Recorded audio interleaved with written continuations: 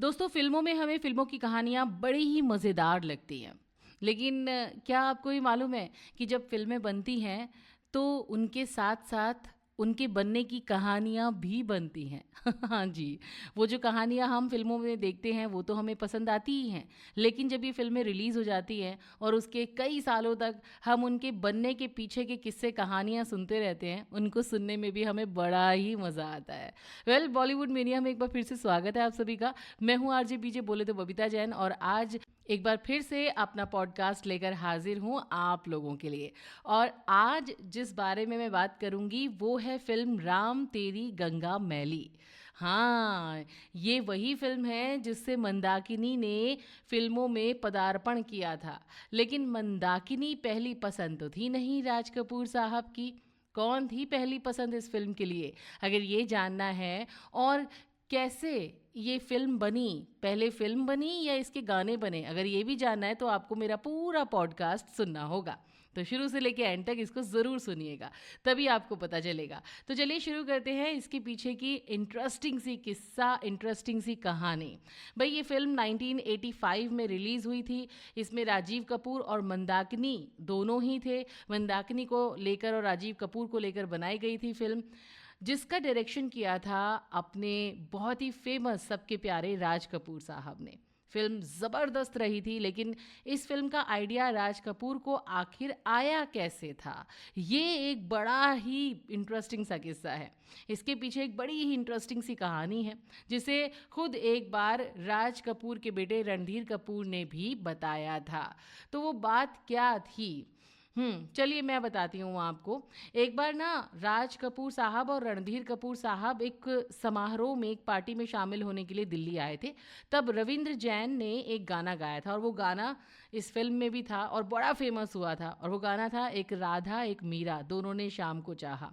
जब ये गाना राज कपूर साहब ने सुना तो वो एकदम दीवाने हो गए, पागल से हो गए उस गाने को सुनकर। उन्होंने रविंद्र जैन को अपने घर बुलाया और फिल्म में ये गाना देने के लिए साइन कर लिया। हालांकि ये गाना किस फिल्म में उनको यूज़ करना था तब तक उनको ये नहीं मालूम था, क्योंकि तब तक राज कपूर साहब कोई फिल्म बना ही नहीं रहे थे। ऐसे में रणधीर कपूर को लगा कि शायद इस गाने के लिए जो उन्होंने साइनिंग अमाउंट दिया है ना, वो यूं ही बेकार चला जाएगा। लेकिन 4 दिन के बाद कुछ और गाने तैयार कर लिए गए और जब ये गाने सुने गए तो सारे के सारे गाने कमाल के थे। आपने राम तेरी गंगा मैली के गाने सुने हैं ना, चाहे वो सुन साहिबा सुन हो, चाहे वो एक राधा एक मीरा हो, चाहे मैं ही मैं हूँ ये गाना हो, मतलब सारे गाने बड़े कमाल के थे। खैर, अब उनको इन गानों से मिलती-जुलती कोई कहानी चाहिए थी, तो इन्हीं गानों को लेकर के, इनको सुन के, इनकी सिचुएशंस को समझ के इस फ़िल्म की कहानी लिखी गई और इस कहानी ने इतिहास दर्ज कर दिया। क्योंकि ये कहानी बनी राम तेरी गंगा मैली। इसी कहानी पर ये फ़िल्म बनी। जिस जिस तरीके से, जिस सिचुएशन से ये गाने थे, उन्हीं को देखते हुए इस फ़िल्म की कहानी को तैयार किया गया, मिलता-जुलती सिचुएशंस के साथ, और तब बनी राम तेरी गंगा मैली। चलिए फिर इस फ़िल्म को बेहद ही खूबसूरती से बनाया भी गया था। गंगा जो कि पहाड़ों से निकलती है तो निर्मल है, पवित्र होती है, लेकिन मैदानों की तरफ जाती है तो वो बड़ी मैली हो जाती है, गंदी हो जाती है।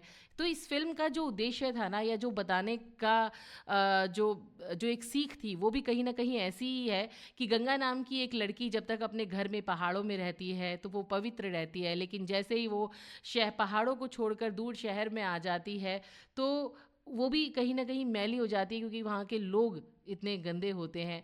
उनका उसके जीवन पर बड़ा ही बुरा प्रभाव पड़ता है। और राज कपूर साहब ने अपना जो ये थॉट था वो इस फ़िल्म के ज़रिए बेहद ही खूबसूरती से सबके सामने पेश किया, और जिसने भी ये कहानी देखी वो देखकर दंग रह गया। सबको राम तेरी गंगा मैली बहुत पसंद आई, और उसका पीछे का जो कॉन्सेप्ट था ना, कि किस तरीके से लोग एक अकेली औरत के पीछे पड़ जाते हैं, वो भी बहुत ही ज़बरदस्त था।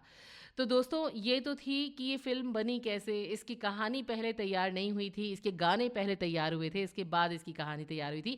लेकिन अब बताती हूँ आपको कि राज कपूर साहब इसमें पहले लेना किसको चाहते थे। आप लोगों को शायद ना पता हो, लेकिन राज कपूर साहब ने इस फिल्म के लिए पहले पद्मिनी कोल्हापुरी को अप्रोच किया था, लेकिन पद्मिनी जी ने एक्चुअली वो इस फिल्म में कुछ कुछ सीन्स के लिए कंफर्टेबल नहीं थी। अब वो आप सोचेंगे कि कहीं वो ब्रेस्ट फीडिंग वाला सीन तो नहीं था, नहीं नहीं नहीं, इस फिल्म में और भी कुछ सीन थे जिसको लेकर वो थोड़ी सी अनकंफर्टेबल थी, इसी वजह से वो इस फिल्म में नहीं आ पाई। और फिर बाद में इस फिल्म के लिए डिम्पल कपाड़िया का भी स्क्रीन टेस्ट लिया गया था, लेकिन अनफॉर्चुनेटली वो भी नहीं आ पाई। लेकिन जब मंदाकिनी आई तो उन्होंने सबके होश उड़ा दिए। बहुत ही खूबसूरत लगी थी इस फिल्म में, बड़ी ही नेचुरल एक्टिंग की थी, और कहीं से भी कहीं तक जो भी सीन्स उन्होंने इस फिल्म में फिल्माए थे वो कहीं से भी वल्गर नहीं लगे थे, सबसे बड़ी बात ये थी। तो इस तरीके से मंदाकिनी इस फिल्म में आई। खैर, आज का ये पॉडकास्ट आपको कैसा लगा ये मुझे अपने कमेंट्स के ज़रिए ज़रूर बताइएगा, और इस फिल्म का कौन सा फेवरेट गाना है आपका वो भी मुझे ज़रूर बताइएगा। मेरा गाना तो सुन साहिबा सुन है, जो मुझे बहुत अच्छा लगता है, मेरा फेवरेट सॉन्ग है राम तेरी गंगा मैली का। आपका फेवरेट सॉन्ग कौन सा है ये मुझे कमेंट बॉक्स में ज़रूर बताइएगा। आप मेरे channel YouTube channel RJ Babita को सब्सक्राइब करना बिल्कुल मत भूलें। लाइक करिए, कमेंट करिए, शेयर करिए, भाई मेरी मेहनत को सफल करिए। और साथ ही साथ मेरे फेसबुक पेज पर भी अपना प्यार बरसाते रहिए, फॉलो करिए, कमेंट करिए, शेयर करिए। तो आज के लिए बस इतना ही। एक और पॉडकास्ट लेकर आपके लिए फिर हाजिर होंगी। अभी दीजिए मुझे इजाज़त। नमस्कार।